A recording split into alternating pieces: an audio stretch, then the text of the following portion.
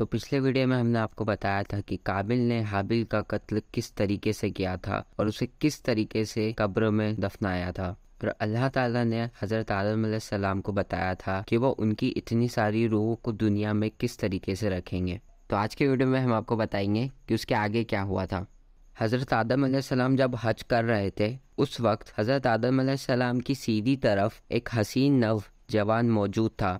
वह रो रहा था। हज़रत आदम अलैहिस्सलाम की नज़र जब उस पर पड़ी तो उन्होंने हज़रत जिब्राइल से पूछा, यह कौन है? उन्होंने बताया, यह तुम्हारी नस्ल ही का एक नौजवान है जो अल्लाह का पैगंबर है, नाम दाऊद है। एक छोटी खता की वजह से यह रो रहा है। हज़रत आदम अलैहिस्सलाम ने पूछा, उम्र क्या है? बताया, 7 वर्ष। फिर हज़रत आदम अलैहिस्सलाम ने किबले की तरफ मुँह करके दुआ मांगी कि अल्लाह, मेरी उम्र तो तूने 1000 वर्ष मुकम्मल कर दी है, मेरी इस उम्र में से तू उसको 40 वर्ष दे दे। अल्लाह ने यह दुआ कबूल कर ली। इस तरह जब हज़रत आदम अलैहिस्सलाम 960 वर्ष के हो गए और इज़राइल अलैहिस्सलाम जब रूह कब्ज़ करने आए तो हज़रत आदम अलैहिस्सलाम ने फरमाया, अभी तो उम्र के 40 वर्ष बाकी है। तो उन्होंने याद दिलाया कि यह 40 वर्ष तो आपने मिसाक के दिन हज़रत दाऊद को दे दिए थे। हज़रत आदम अलैहिस्सलाम को यह बात याद नहीं रही थी, इसीलिए वह बराबर इनकार करते रहे।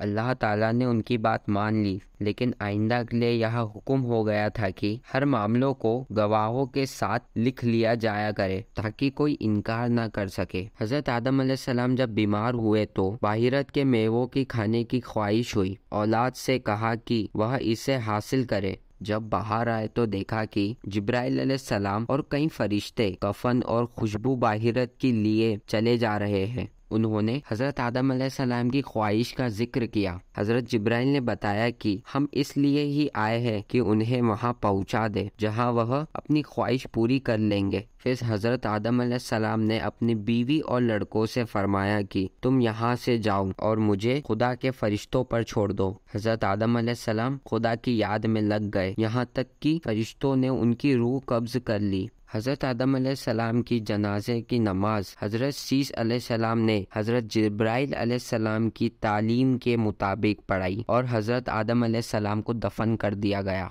क़यामत तक की नस्ल के लिए नमाज जनाजे की यह रस्म उसी वर्ष से चली आ रही है। जब हज़रत आदम अलैहिस्सलाम हाबिल के गम में बेकरार रहते थे तो अल्लाह ताला ने जिब्रील को भेजकर उन्हें तसल्ली दी थी कि गम ना करो, एक बेहतर बेटा दूंगा जिसकी नस्ल से ही आखिरी नबी हज़रत मोहम्मद सल्लल्लाहु ताला अलैहि वसल्लम पैदा होंगे, जो कि पूरी दुनिया के सरदार होंगे। चुनाने हाबिल के मरने के 5 साल बाद हज़रत शील पैदा हुए, जो कि हज़रत आदम अलैहिस्सलाम की तरह ही खूबसूरत और नेक थे। हज़रत आदम अलैहिस्सलाम उनसे मोहब्बत भी बहुत करते थे। उन्होंने इंतकाल के वक्त उन्हीं को अपना जानशीन बनाया और नसीहत की कि हज़रत नूह के ज़माने में जब तूफ़ान का हादसा होगा तो तुम अगर उस ज़मीन को पाओ तो मेरी हड्डियों को कश्ती में रखवा देना ताकि गर्क ना हो पाए, या फिर अपनी औलाद को वसीयत कर जाना। हज़रत शील अपने बाप की ज़बानी अक्सर बाहिरत के हालात सुनाया करते और लज्जत किया करते। वह आसमानी किताबों की बातें भी पूछा करते। उसी वक्त से जन्नत पाने की धुन थी, इसलिए वह अल्लाह ताला को खुश करने के लिए बेहद इतियात व फरमाबरदारी में लगे रहते,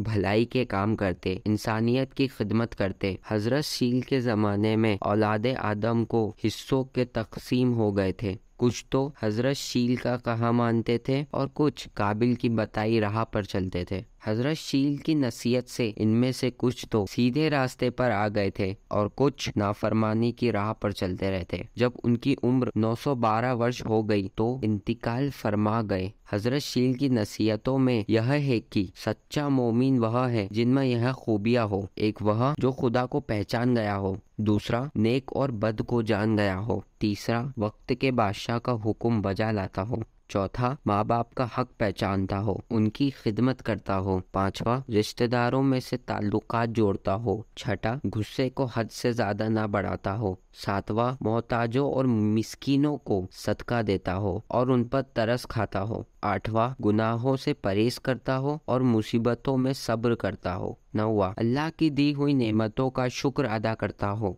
तो ये था हज़रत आदम अलैहिस्सलाम के बेटे हज़रत शील अलैहिस्सलाम के बारे में। अगर आपको ये वीडियो अच्छी लगी हो तो प्लीज़ वीडियो को एक लाइक करें, चैनल पे नए हो तो सब्सक्राइब ज़रूर कर ले।